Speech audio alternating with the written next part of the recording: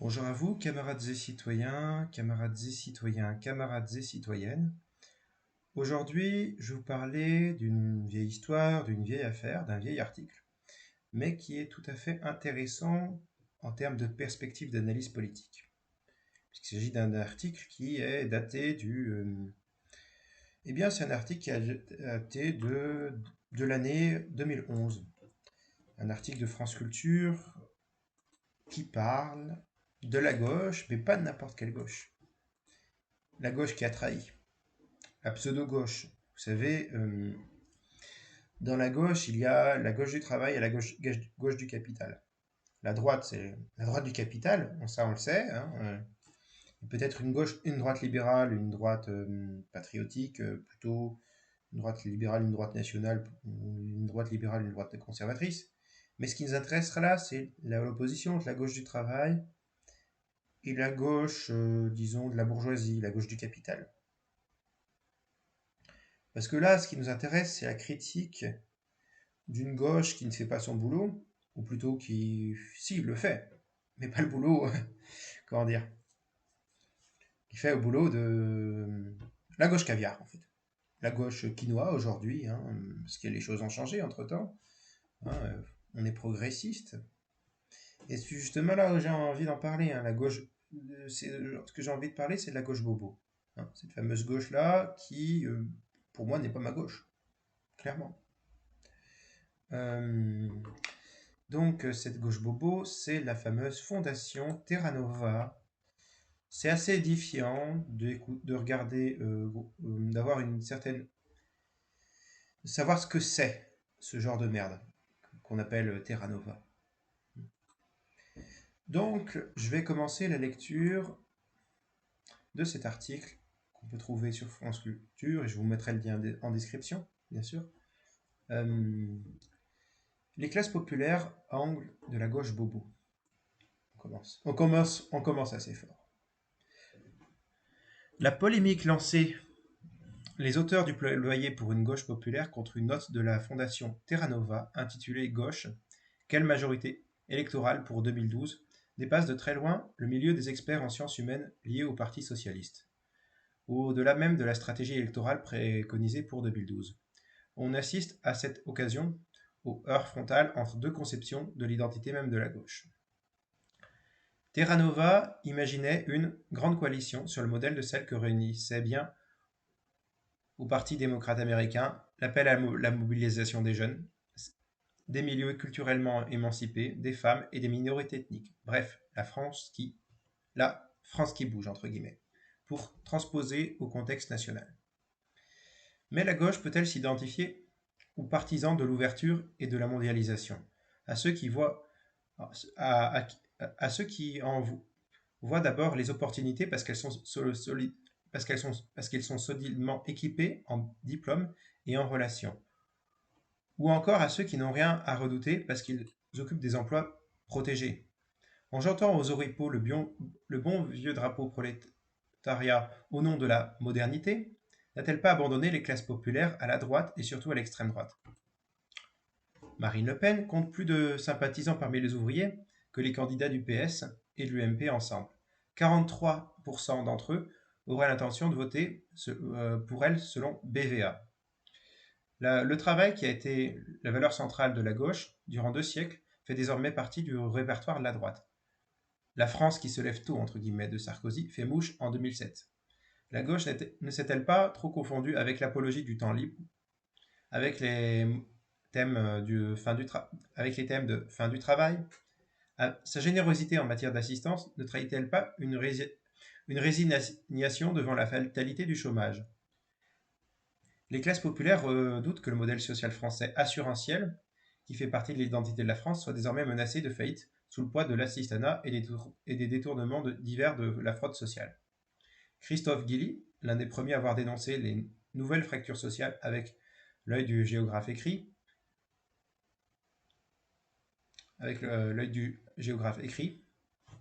entre guillemets, l'ouvrier d'origine française ou d'immigration ancienne ne vit plus sur le même territoire que l'employé d'origine extra-européenne. Fermez les guillemets. Au-delà du périphérique, dans les petites villes et les campagnes, a trouvé refuge une population qui fait le climat des banlieues. La gauche, dit-il, s'est focalisée sur les habitants des entre guillemets, métropoles mondialisées, et les classes populaires de la entre guillemets, France périphérique ne l'intéressent pas. Pire, elle les méprise, car estime les auteurs du entre guillemets, plaidoyer, elle exprime une demande de sécurité, de respect des règles dont se moquent les bobos des centres-villes. Électorat privilégié des partis de gauche. Hervé Algalarrondo relève également cette exigence dans son livre La gauche et la préférence immigrée. L'ouverture à l'autre, le changement valorisé en tant que tel, se bouger, la tolérance de principe, même envers les intolérants, le multiculturalisme comme idéologie de substitution au vieux socialisme, à force de course à la modernité, la gauche ne s'est-elle pas coupée du peuple, jetant aux oripeaux le bon vieux marxisme qui avait élu le prolétariat en tant que classe universelle, la gauche bobo a-t-elle trouvé dans la figure magnifiée de l'immigré un substitut au prolétariat? Bref, à une gauche du mouvement se dresserait donc une gauche de la protection, de la sécurisation, bref, une gauche populaire.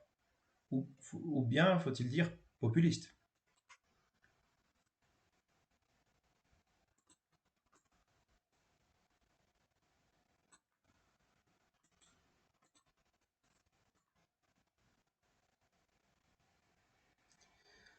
Alors, on peut... Là, en fait, on a vraiment affaire à la question de la pseudo-gauche qui se pose. Et qui pose vraiment un problème. Cette gauche-là, cette gauche-là, qui ne voit plus les questions sociales, mais plus les questions sociétales,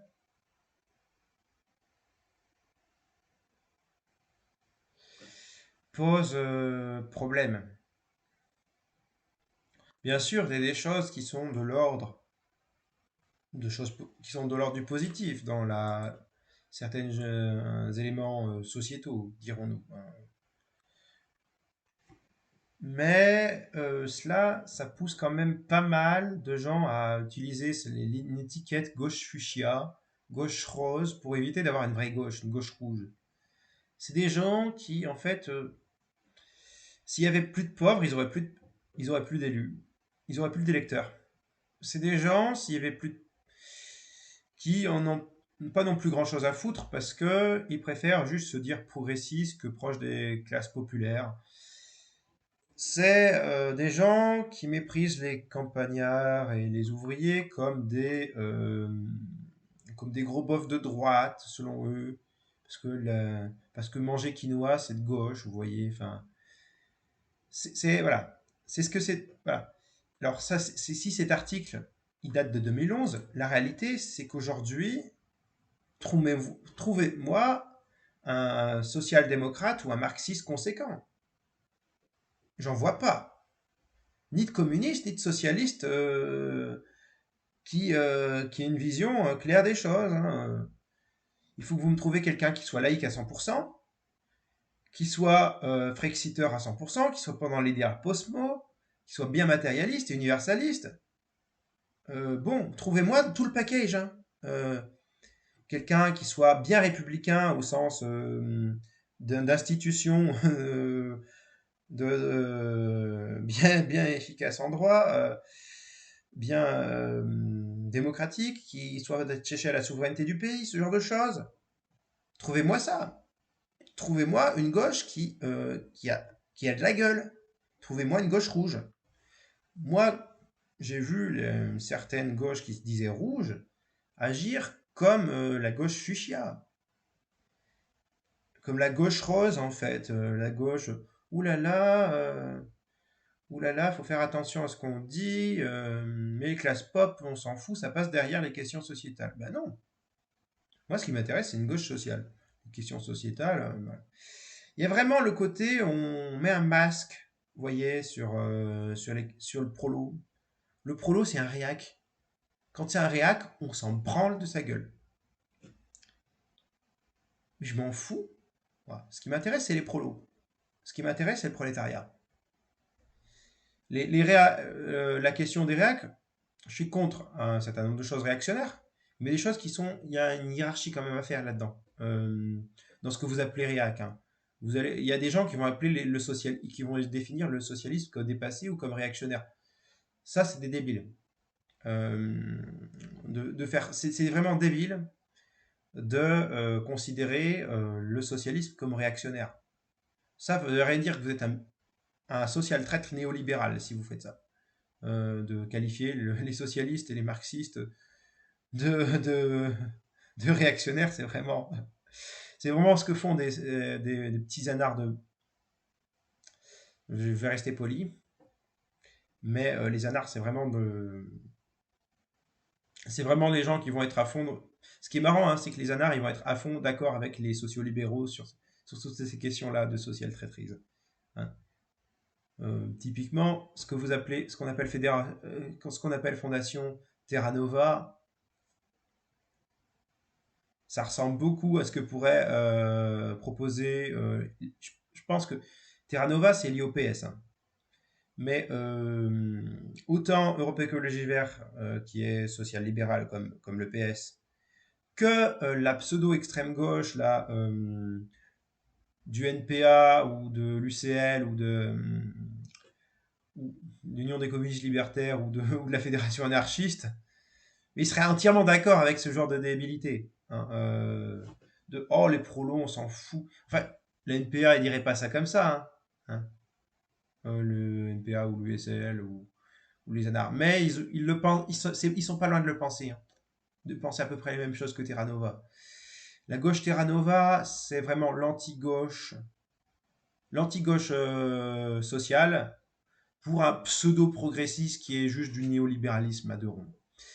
On va étendre les marchés en fait par le progrès en fait. Le progrès, c'est le progrès dans l'extension des marchés. C'est beau le progrès. Hein. Vous allez l'acheter mon progrès, hein. Vous allez le sentir mon progrès. Hein. Vous allez sentir à quel point vous allez avoir du progrès. Tout sera au supermarché, c'est du progressisme du supermarché. Tout est fait pour le consommateur. Alors, voilà, en fait, ce qu'on appelle Terra Nova, c'est que ce que Kouskar appelait du libéralisme libertaire. Et aussi social-démocratie libertaire. Intéressé à Kouskar, ça vous donnera des clés de lecture aussi, par ailleurs. Voilà. Mais vraiment, vous avez la gauche bobo assez dégoûtante qui se dit oh tiens, on est multiculturel, on est tolérant en fait. On est tolérant. Mais on est tolérant à la mondialisation. La mondialisation est des bonnes choses, mondialisation de la culture.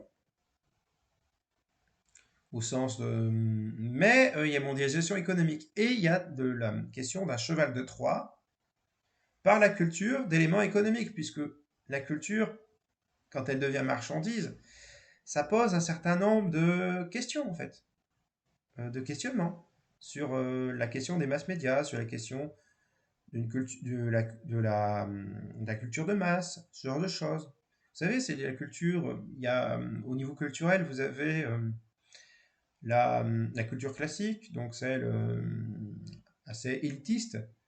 Vous avez la culture de masse, c'est la culture en fait pour le prolo, mais de mauvaise qualité.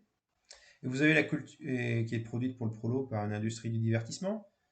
Et vous avez la culture populaire qui, elle, vient du prolo et pour le prolo par le prolo. Hein, et bien voilà. Alors, la question que je pose, c'est vraiment à quel point cet article résume assez bien la question de la fracture sociale, la question d'une gauche qui abandonne le prolétariat. C'est valable pour le PS, c'est valable pour Europe Écologie Vert, ça a toujours été valable pour Europe Écologie Vert, ils ont été fondés par Cohn-Bendit. Puisqu'il s'agit de la convergence entre Europe Écologie et les Verts, ce genre de choses. Allez, vous n'avez qu'à regarder sur un peu sur l'histoire d'Europe Écologie Vert, vous verrez que c'est Cohn-Bendit. Le libéral libertaire dénoncé par Kouskar. Mais vraiment, vous avez cette gauche bobo à vomir. À vomir parce elle n'en a plus rien. Elle a plus rien de gauche, cette gauche-là. Si vous abandonnez le socialisme, si vous abandonnez la laïcité, vous pouvez encore vous dire de gauche? Socialisme et république, pour moi, c'est ça la gauche, hein. Et par république, j'entends aussi les valeurs républicaines, dont la laïcité et la démocratie.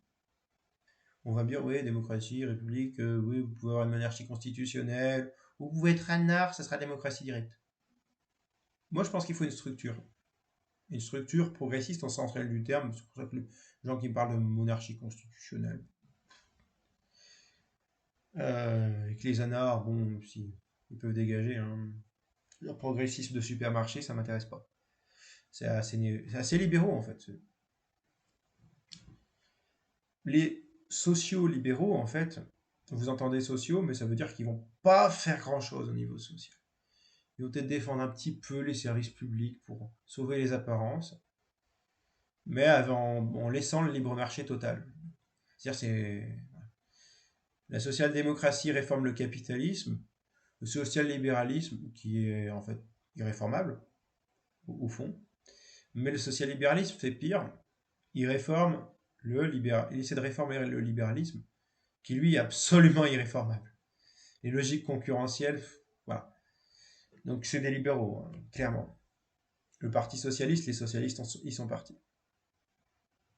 Mais vraiment, vous avez la question de la gauche bobo qui pose problème.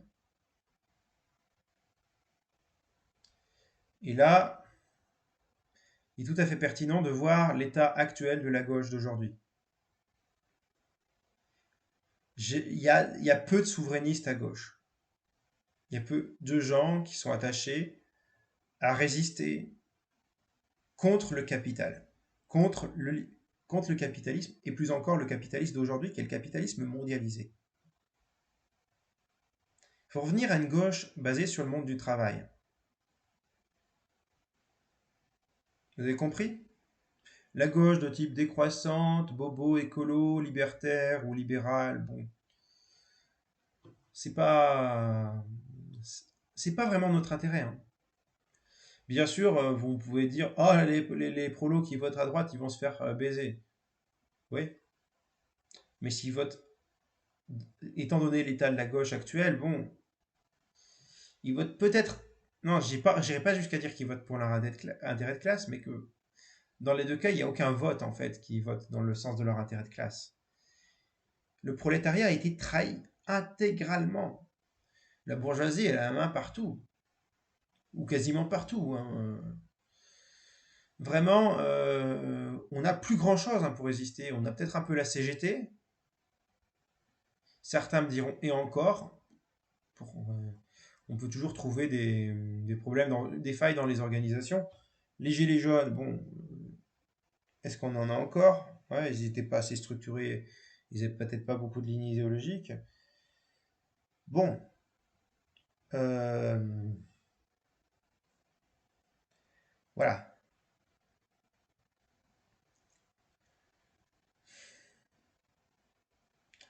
Et moi, je trouve que c'est assez intéressant que cet article-là pour comprendre l'état de la gauche actuelle. Vraiment. Vous allez me dire, c'est daté, ça date d'il y a une dizaine d'années. C'est vrai. Mais il faut vraiment faire l'archéologie des idées, l'archéologie des faits politiques. Parce que idées et faits politiques ne sont pas si tant séparés que ça, hein. Les idées viennent dans un contexte matériel, et le monde n'est fait que d'une seule et même réalité, hein. Moi, je suis matérialiste, hein, donc je conçois qu'on puisse s'intéresser aux idées puisqu'elles appartiennent au monde matériel. Je ne sépare pas théorie et pratique, hein. Et bon, il y a des gens qui font de la théorie parce qu'ils ne peuvent pas faire beaucoup de pratique, et inversement. Il y a des gens qui font de la pratique parce qu'ils ne peuvent pas avoir beaucoup de théorie. Il y a des gens qui font les deux. Euh, je tire mon chapeau à ceux qui font à la fois de la théorie et de la pratique. Là, cet article est très intéressant. On peut être en désaccord avec certains points de cet article ou critiquer l'auteur de l'article. Moi, ce qui m'intéresse, c'est le fond, cet article de Franck Lucius. C'est une analyse qui est tout à fait juste. Terra Nova, c'est une bande de sociolibéraux, donc de sociotraîtres. Si on veut refonder une gauche sérieuse, tout ce qui est Terra Nova, tout ce qui est parti socialiste dont les socialistes sont partis, Europe Écologie Vert ou Anard débile, ça dégage. Tout ce qui est intersectionnel à deux ronds, européiste, ça dégage. Tout ce qui est anti-laïque, anti-républicain, ou non prétendument du progressisme, ce qui est un peu le serpent qui se mord la queue, ça dégage. Clairement. Tout ce qui est postmoderniste, déconstructivisme, intersectionnalité, ça dégage. C'est pas mon progressisme. Hein. Mon progressisme, lui, c'est un progressiste républicain, matérialiste, laïque, tout ça, universaliste. Ça, tout ce qui n'est pas de ce genre-là, ça de la gauche, là, ce qui n'est pas contre, voilà, tout ce qui est n'est pas dans la gauche sérieuse, ça dégage. Hein. Clair, net, précis. Terra Nova, pour moi, c'est des gens de droite. C'est des libéraux. Des libéraux de la pire espèce. Ces gens-là ont réussi à infecter une bonne partie de la gauche actuelle. J'irais jusqu'à dire que la France insoumise, c'est le nouveau parti socialiste, que le PCF aussi. Qu'on a été infecté de bourgeoisie. Infecté de bourgeoisie. Et dire, ouais, mais il faut pas exagérer, Terra Nova, on n'est pas pour. Méfiez-vous. Méfiez-vous. Méfiez-vous des conséquences de ce qu'est la gauche Terra Nova. Méfiez-vous. Le centre-gauche fait ruisseler sa connerie jusqu'à l'extrême gauche. Si on n'y prend pas garde. La théorie du richessement, j'y crois pas pour les richesses, mais par contre pour les idées à la con, ça ruisselle. Au sein de la gauche, au sein de la droite, hein, les idées à la con, en politique, ça ruisselle facilement. Malheureusement. Et Terra Nova, c'est un bon exemple. Alors ce petit coup de gueule contre Terra Nova, hein, cette pseudo-gauche qui se targue d'être progressiste pour mieux être idéaliste, pour mieux trahir la lutte des classes, pour mieux la diviser sur des questions à la con, pour juste ne plus parler de la lutte des classes du tout. Voilà. Moi, je suis un anti-Terra Nova pur. Hein. Je suis un pur anti-Terra Nova. Hein. Terra Nova, j'emmerde. J'emmerde les mondialistes. J'emmerde les petits bourgeois européistes otaniens. Vous savez, les pro-ukrainiens, par exemple. J'emmerde ceux qui collaborent avec les intégristes religieux de tous bords. Prétendument au nom d'une vision multiculturaliste, progressiste, tout ce que vous voulez, qui n'est que qu'hypocrisie absolue. J'emmerde tous les tenants de l'économie libérale et l'économie capitaliste en général. Eux, je les emmerde. La gauche fuchsia, je les emmerde. Moi, j'ai une gauche rouge. Même si vous voulez, moi, j'ai rien contre les sociodémocrates. Ça peut être de bons alliés, hein, s'ils sont pas trop véreux. Hein, si c'est l'aile gauche de la social-démocratie. Typiquement, à l'heure d'aujourd'hui, je serais d'accord à m'allier avec des sociodémocrates souverainistes. Car au moins, ils ne seraient pas sociolibéraux. Et étant donné que je vois des gens qui se disent marxistes préférer s'allier avec des anards, alors qu'en fait, c'est la pire des choses à faire. C'est des gens, les anards, qui ne veulent pas de frontières.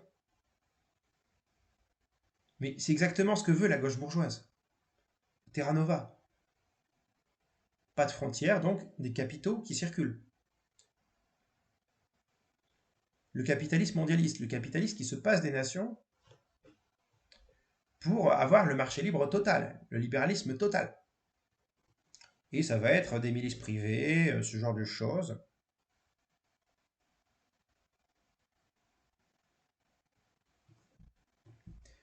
À la place des armées et des polices. Donc les anti-polices à la con, les anti-armées à la con, les anti-militaristes, les anti-polices ne voient pas qu'il y a question des milices privées. Si j'emmerde de base le nationalisme par son aspect chauvin, hein, j'emmerde pas la nation, j'emmerde le nationalisme, les excès, en fait. Ceux qui placent la nation, tous comprendre qu'en fait, ils sont juste manipulés par des oligarques qui se foutent bien de leur gueule, hein. Comme je disais, le nationalisme, le problème, c'est que c'est interclassiste. Voilà. Je pourrais me dire nationaliste de gauche, mais j'emmerde le nationalisme dans son côté chauvin, xénophobe, tout ça qui est voilà, problématique. Si en revanche, ce que tu appelles nationaliste, c'est du patriotisme, je t'apprécie, il y a un sens de l'intérêt général. Mais moi, j'ai une vision de classe, avant tout, hein. Et je préfère à la limite un nation à un mondialiste sur certains trucs, sur pas mal de choses. Après, on pourra me dire, voilà, il y a plusieurs courants divers dans les trucs. Voilà, j'insiste, je suis internationaliste, hein, mais pas mondialiste. Je dois encore préciser que internationalisme, c'est entre les nations, ça sera un dépassement historique des nations, mais dans un cadre prolétarien. Alors que mondialisme, c'est dépassement des nations afin d'un libéralisme total. Totale différence hein, entre les deux. Bon, camarades et citoyens, camarades et citoyennes, j'espère que ces éclairages auront été, enfin, ces questions-là, ces éléments de réflexion auront été intéressants pour vous. Je vous souhaite de prendre soin de vous, à tous et toutes, camarades et citoyens, camarades et citoyennes, et raison égalité, nous vaincrons.